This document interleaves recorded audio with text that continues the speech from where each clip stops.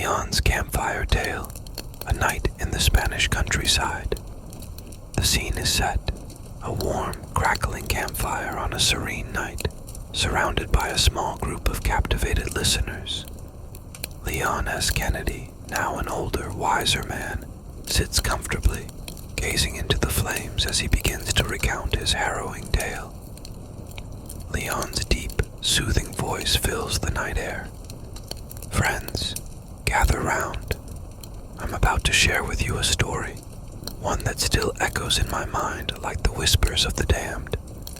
It's a tale of survival, of horror, and of the unrelenting will to protect. This is my account of the events that transpired in the rural depths of Spain, a place that would forever be etched in my memory as a realm of unending terror. The story of my mission to rescue the president's daughter, Ashley Graham, from the clutches of a sinister cult in what would become known as Resident Evil 4. Pauses, collecting his thoughts as the fire crackles. It started with a simple briefing. Ashley, the daughter of the President of the United States, had been kidnapped. My mission, as a U.S. government agent, was to infiltrate the supposed location of her captivity in rural Spain and bring her back unharmed. Simple enough, or so it seemed. Leans in, a hint of intrigue in his voice.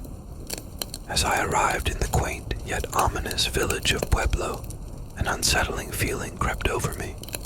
Something was off. The villagers, once perhaps friendly and welcoming, now seemed different. Their eyes vacant, their movements stiff. And then I witnessed it.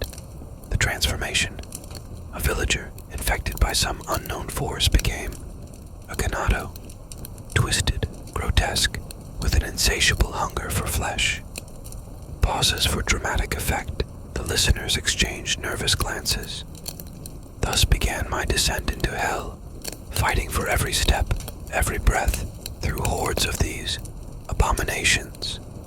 The chainsaw-wielding Dr. Salvador, the relentless pursuit by the village's inhabitants, all driven by a malevolent force known as Las Plagas, a parasite turning humans into mindless, violent drones. Shakes his head, reflecting on the hardships. But I wasn't alone in this nightmare. I met Luis Serra, a local who seemed to know more than he was letting on. And then there was Ingrid Hunnigan, my trusted contact back in the States, guiding me through the darkness with her voice, a beacon of hope in desolate times.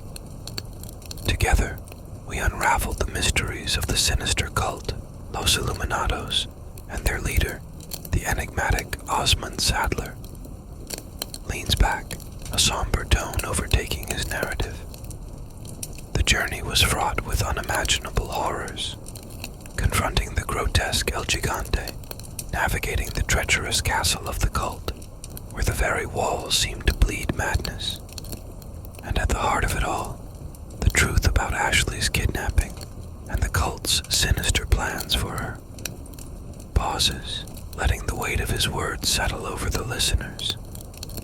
But even in the darkest depths of that forsaken place, there was a glimmer of humanity. The bond I formed with Ashley, a young woman who, despite everything, held on to hope.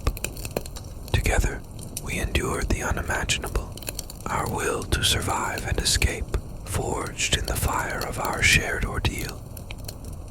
Looks around the circle, his eyes locking onto each listener, his voice taking on a note of closure. And so, we escaped.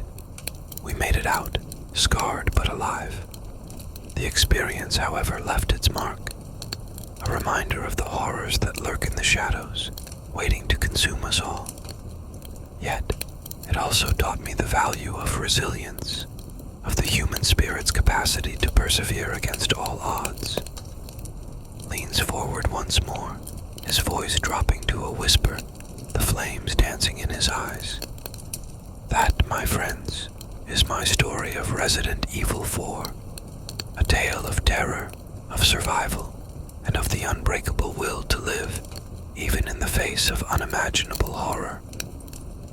The listeners sit in stunned silence for a moment, the only sound the gentle crackling of the campfire, before erupting into a flurry of questions and murmurs of awe as Leon sits back, lost in the reflections of his past, the peaceful night a stark contrast to the horrors he recounted.